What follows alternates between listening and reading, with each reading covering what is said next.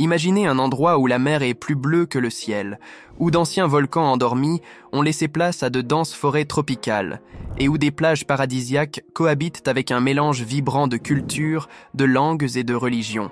Un endroit où la chaleur et l'hospitalité des habitants sont si intenses que les touristes du monde entier se retrouvent entourés de charme, de sourires et de tentations presque impossibles à repousser.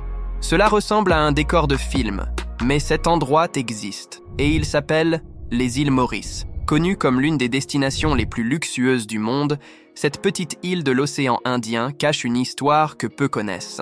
Derrière les complexes hôteliers 5 étoiles et les cocktails tropicaux, il y a un peuple qui lutte chaque jour pour survivre au milieu de profondes inégalités, de traumatismes coloniaux et de promesses brisées. Dans la vidéo d'aujourd'hui, nous allons explorer bien plus que des plages et des cocotiers.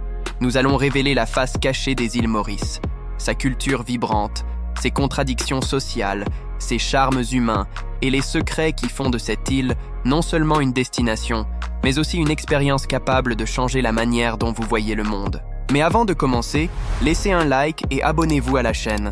Cela ne coûte rien et me motive à continuer à vous proposer du contenu incroyable.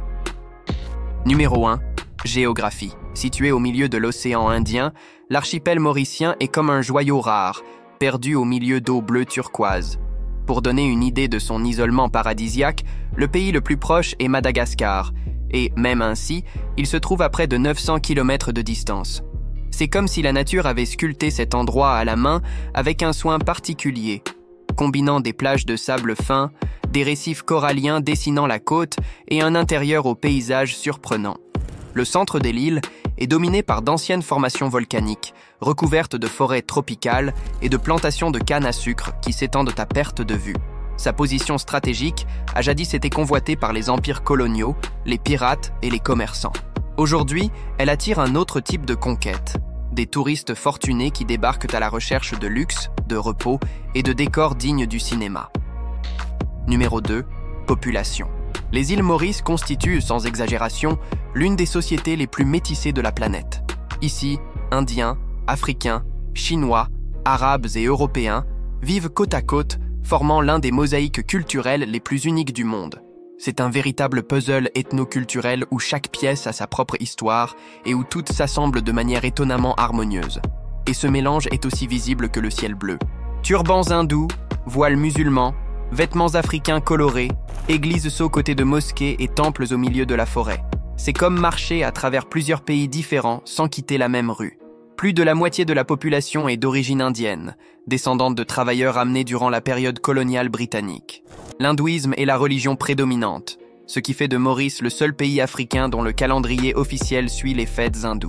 Mais ce qui est curieux, c'est que, bien que majoritaires, les hindous cohabitent de manière relativement pacifique avec les musulmans, les chrétiens, les bouddhistes et les adeptes des croyances africaines traditionnelles. Dans les rues, il est courant d'entendre un mélange de langues. L'anglais est la langue officielle, mais le français domine les médias et les documents, tandis que le créole mauricien, une langue née du mélange entre le français, l'africain et un peu de tout, est ce qui relie vraiment les gens au quotidien. Cette diversité n'est pas seulement culturelle, elle stimule aussi les sens. Pour de nombreux touristes, la beauté exotique de la population locale est presque hypnotisante. Des femmes aux traits indiens et africains, à la peau dorée par le soleil et au sourire captivant, aux yeux expressifs, aux accents séduisants et aux gestes chaleureux. Il n'est pas rare que des visiteurs tombent amoureux ou croient l'être après seulement quelques jours sur l'île. Et ce magnétisme humain fait partie de ce qui rend Maurice si spécial et si imprévisible. Numéro 3. Histoire. Avant de devenir un paradis du luxe et du tourisme, les îles Maurice ont été le théâtre de l'un des chapitres les plus sombres de l'histoire humaine, l'esclavage. Découverte par les Portugais en 1505, l'île est restée inhabitée pendant longtemps, jusqu'à ce que les Hollandais soient les premiers à la coloniser au XVIIe siècle. Ils l'ont baptisée Maurits, en l'honneur du prince hollandais Maurice de Nassau. Cependant, leur occupation a été marquée par des difficultés et des abandons. Ce n'est qu'avec l'arrivée des Français en 1715 que l'exploitation de l'île s'est intensifiée. Sous la domination française, en particulier à partir du XVIIIe siècle, des milliers d'Africains furent arrachés à leurs terres et amenés de force à Maurice. Ils étaient contraints de travailler dans les plantations de canne à sucre sous des châtiments cruels, la faim et une déshumanisation totale. Leurs vies étaient recontrôlées, leurs corps exploités, leurs identités effacées. Pour les propriétaires terriens, ils n'étaient que des outils, jetables, remplaçables, silencieux. En 1810, pendant les guerres napoléoniennes, l'île fut prise par les Britanniques, qui conservèrent le système de production basé sur la canne à sucre et officialisèrent le contrôle du territoire en 1814 par le traité de Paris. La domination britannique dura plus de 150 ans et porta également le poids de l'exploitation. Même après l'abolition de l'esclavage, en 1835, la souffrance ne prit pas fin. Les Britanniques remplacèrent les Africains par des travailleurs sous contrat venus d'Inde, dans un système appelé « indentured labor ». Il s'agissait de contrats trompeurs qui, dans la pratique, frôlaient l'esclavage déguisé. Ces travailleurs recevaient très peu, vivaient dans des conditions précaires et étaient soumis à des règles strictes et à un contrôle absolu. Beaucoup arrivaient en croyant trouver des opportunités et finissaient piégés dans un nouveau cycle d'exploitation. C'est ainsi, en amenant des personnes pour être réduites en esclavage ou exploitées sous de fausses promesses, que la population de l'île augmenta.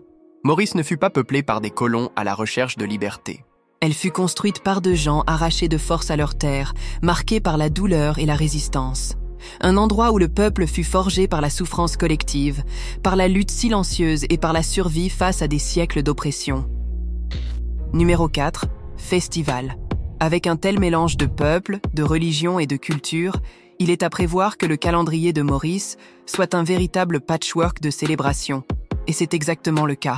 Le pays célèbre des fêtes hindoues, musulmanes, chrétiennes, chinoises et laïques, avec une intensité qui transforme rues, villages et villes entières en scènes vivantes de foi, de joie et de tradition.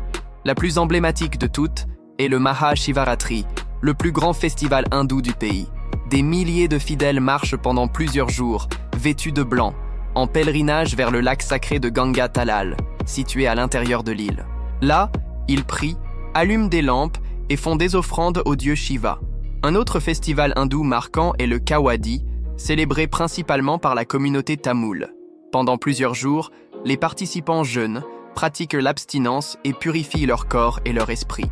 Le jour principal, de nombreux fidèles en transe se percent le corps avec des aiguilles et des crochets, en signe de pénitence et de foi, tout en portant sur leurs épaules les kavadeis, structures en bois décorées de fleurs, de plumes et d'images sacrées. Pour la communauté musulmane, l'Aïd el-Fitr marque la fin du mois sacré du Ramadan.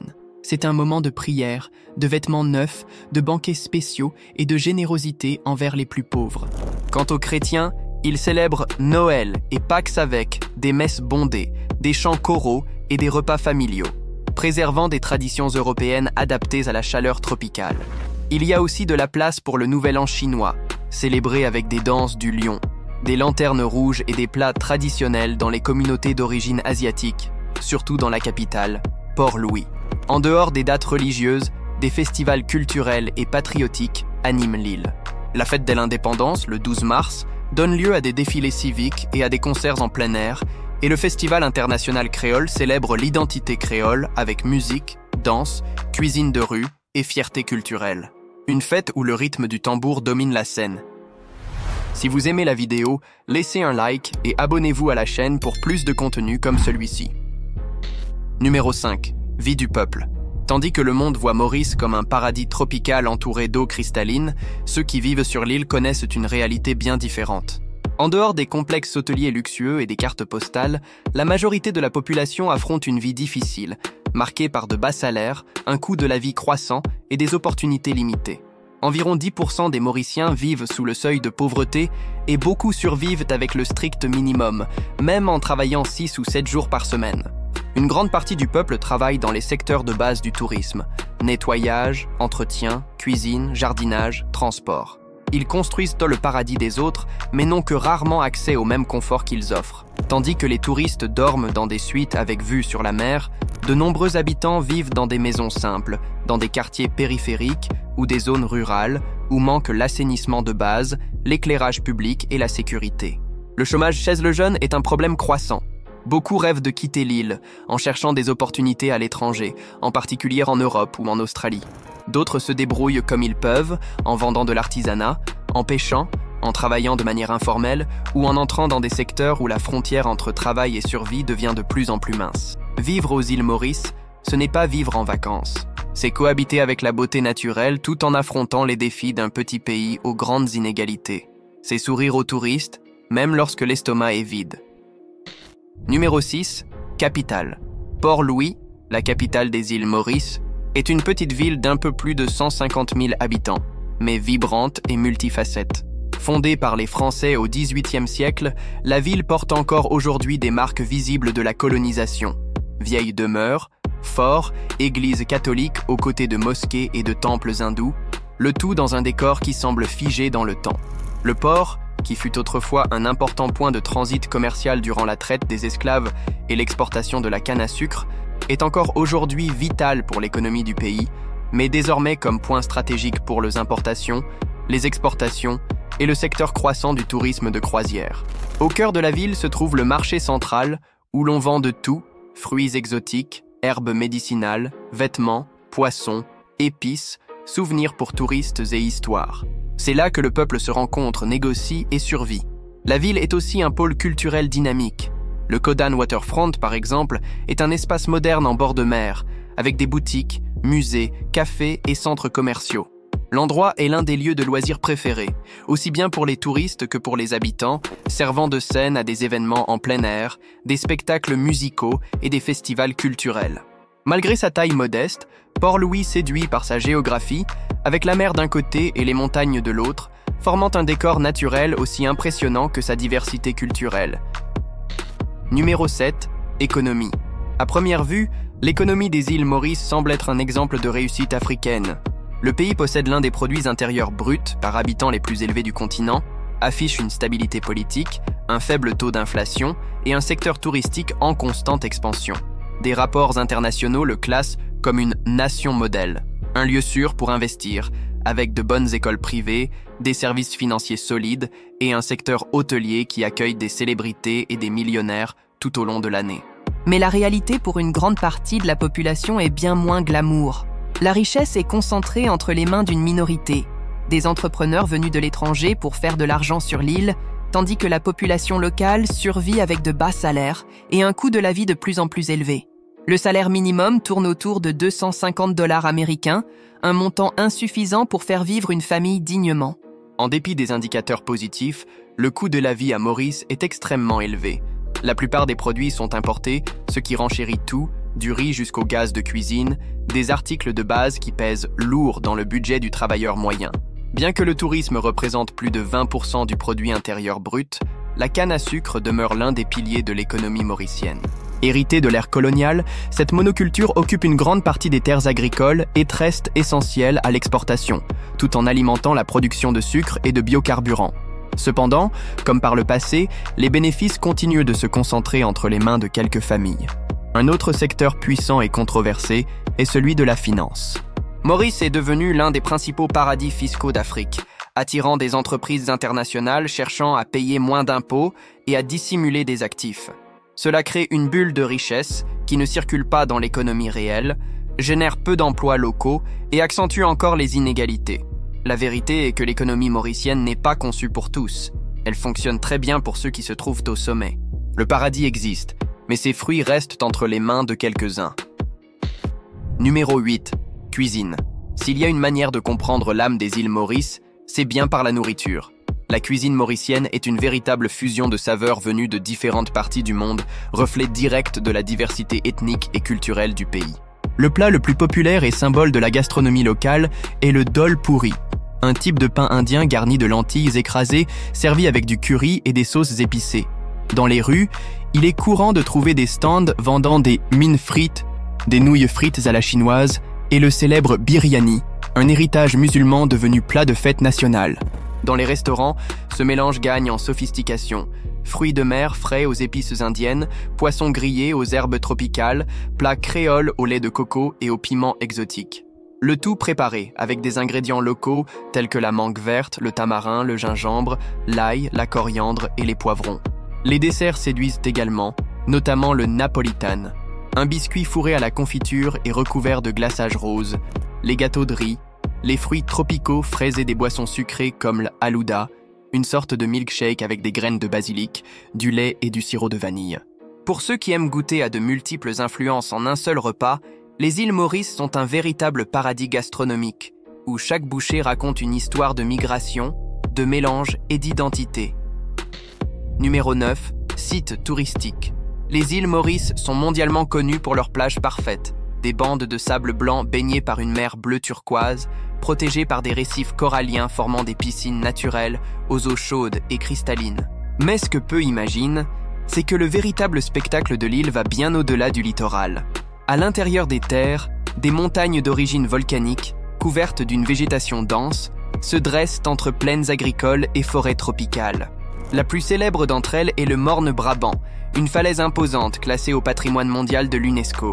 À proximité, la cascade de Chamarel chute d'une hauteur de près de 100 mètres, entourée d'une végétation tropicale luxuriante. Pour les amateurs de nature sauvage, le parc national des gorges de la Rivière Noire offre des sentiers, des cascades, des belvédères et l'une des dernières forêts indigènes du pays. On peut y apercevoir des oiseaux rares, comme le cresserelle de Maurice, et des plantes endémiques qui n'existent qu'ici. Et bien sûr, le tourisme nautique est l'un des atouts majeurs de l'île.